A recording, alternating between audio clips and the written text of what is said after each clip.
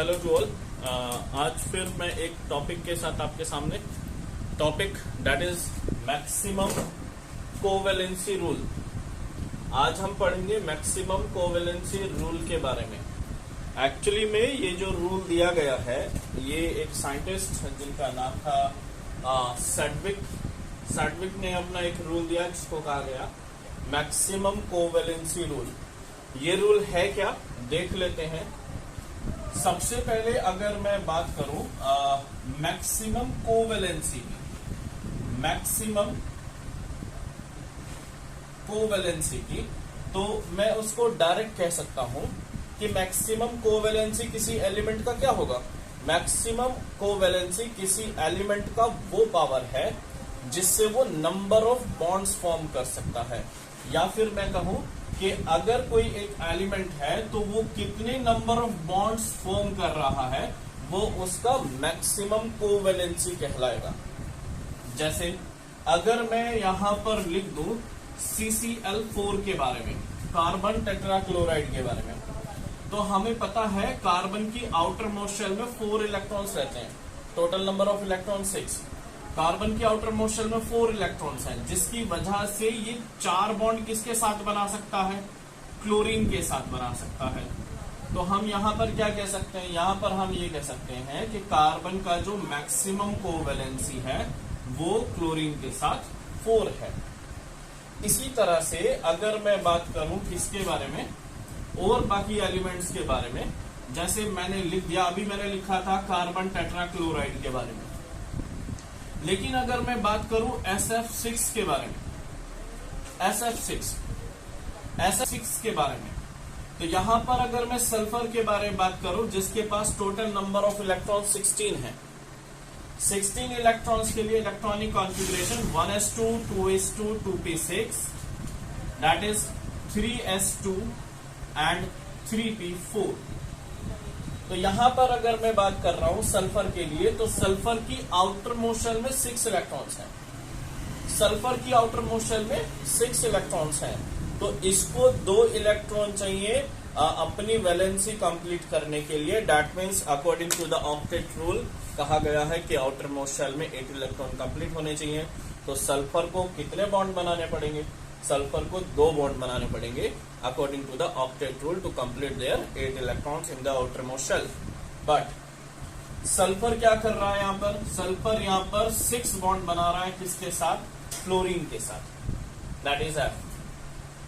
तो ये फ्लोरीन किस तरह से, ये सल्फर किस तरह से 6 बॉन्ड बना रहा है फ्लोरीन के साथ, इसको एक्सप्लेन किया गया मैक्सिमम कोवेलेंसी के रिगार्डिंग, जिसको दिया गया सैडविक के द्वारा। सैडविक ने कहा कि ऐसा जरूरी नहीं है कि हर एक एटम सिर्फ तभी स्टेबल होगा जब उसकी आउटर मोस्ट शेल में 8 इलेक्ट्रॉन कंप्लीट होंगे, ऐसा नहीं है। इसके लिए सैडविक ने अपना एक रूल दिया कि अगर हमारे पास पीरियोडिक टेबल में जो 7 पीरियड्स हैं, तो 7 पीरियड्स में अगर मैं फर्स्ट पीरियड की बात करूं अकॉर्डिंग टू द सैडविक, तो सैडविक के द्वारा कहा गया कि फर्स्ट पीरियड में जो हाइड्रोजन है उसकी मैक्सिमम कोवेलेंसी 2 हो सकती है। मतलब अगर आप हाइड्रोजन को देखें तो हाइड्रोजन कितना बॉन्ड बना सकता है, सिंगल बॉन्ड बना सकता है। लेकिन according to the covalency maximum covalency rule Sidgwick ने कहा कि नहीं, ये 2 बॉन्ड बना सकता है, तब जाके ये कंप्लीट हो जाएगा। इसी तरह से अगर सेकंड के लिए बात करें, सेकंड पीरियड के लिए बात करें, तो उसका कोवेलेंसी कितना रहेगा, 4 रहेगा। थर्ड और फोर्थ के बारे में बात करें, थर्ड और फोर्थ के बारे में जिसमें सोडियम और पोटेशियम आता है, कितना कोवेलेंसी रखेगा, 6 कोवेलेंसी रखेगा। और बाकी रिमेन कितना रखेंगे, 8 कोवेलेंसी रखेंगे। Covalency that means total number of bonds form by the elements. यहां पर हम कह रहे हैं कि ये जो एलिमेंट्स हैं ये टोटल नंबर ऑफ बॉन्ड्स कितने, मैक्सिमम कितने बना सकते हैं, उसी को हम कोवेलेंसी बोल रहे हैं। तो यहां पर जब हम सल्फर के पास आते हैं, तो सल्फर में आप देखिए जो आउटर मोस्ट शेल में इलेक्ट्रॉन्स हैं वो कितने हैं, 6 हैं, आउटर मोस्ट शेल में 6 हैं। जब सल्फर फ्लोरीन के साथ कंबाइन होता है तो ऑब्वियसली जब ये बॉन्ड बनाएगा तो इलेक्ट्रॉन का शेयरिंग होगा।